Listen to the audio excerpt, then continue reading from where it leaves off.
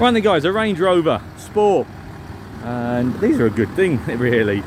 They are, especially when you realise now the sort of problems you can have with these Discoveries and Discovery 4s. It makes these sort of, should we say, older 2.7s, you look back and think they weren't so bad at all, really, them, you know. This has got a night heater as well on it. I had that on one of mine, like a ROVER SPT heater, where you can set it by the looks of things to come on at whatever, 7 o'clock of the morning, get it all warmed up for you. That one's got one on. I do use it, they are good. You can no longer tick the box to have one of those fitted new because of the environment and all that palaver, but you can have a system where it starts the whole car at 7 o'clock for you, rather than just a little heater that just uses a little bit of diesel. But anyhow, I digress. So here we are, 56,000 on the clock. You know our stance on mileages. It does look about right, that there's minimal wear on the door car, there's minimal wear on the seat, pedals, steering wheel, arms, center console area, so forth. So yeah, I'm sure it all looks about right in there. But you guys can do you some homework on that, can't you? You can bring up all the MOT history nowadays, which is good, so you can see where we are with everything.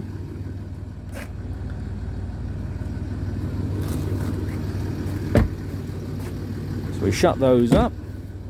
Now they've got a two-piece tailgate, as you all know, so you can just have the top bit or you can open up the whole lot. I've just opened up the top bit in this instance. Jack's in there. That's obviously the original number that it would have been on. Now, as far as I'm aware, N27 HSE goes with the car. If it's going to be a deal breaker, like I say to everyone, if it's the be all and end all, please just email the office and just say, does it or doesn't it? You know, if it makes that much difference. Oh, got a load cover as well. Obviously the address won't popping up, but right clean in here, right clean around the door shuts and everywhere. Smart in there. I like the styling of these. I like the old, they're like Mark 5 Cortinas. I like the old squareness of them, which is us. This is why we all, well, you know, which is why Land Rover guys like Defenders, I suppose, because they're like a square box, aren't they? And they're all going a little bit smoothly now, aren't they? And becoming a little bit bubbly. Yeah, we're going back to the Sierra stroke Cortina days, aren't we? Paperwork I think we've all got in there, in the office. But for an older Range Rover, let's face it, it's not new, is it, by any means? It's real straight. The only bit of imperfection on the paint I could see was that little chip there that's been left to grow. Other than that, that tyre there, with I think perhaps a pair of back tyres, they're not low on the tread as such, they're one of those, no, you see there's a fair bit on there. They're just one of those patterns that you get. Oh, it's Scorpion's a good make, isn't it? Pirelli Scorpion, I assume.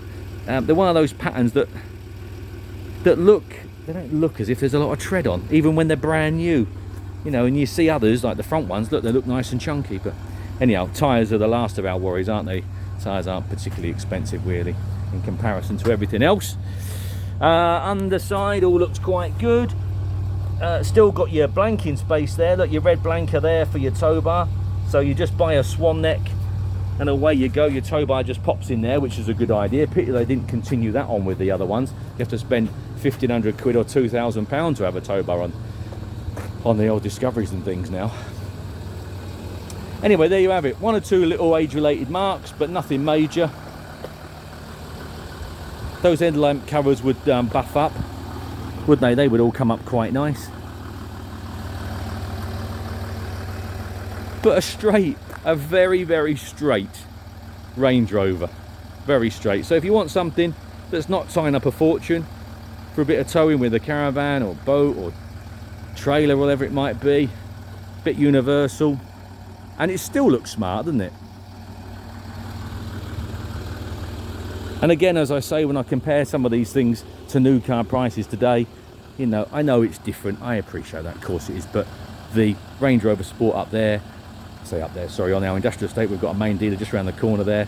You know, there's nothing in there less than 50k, nothing.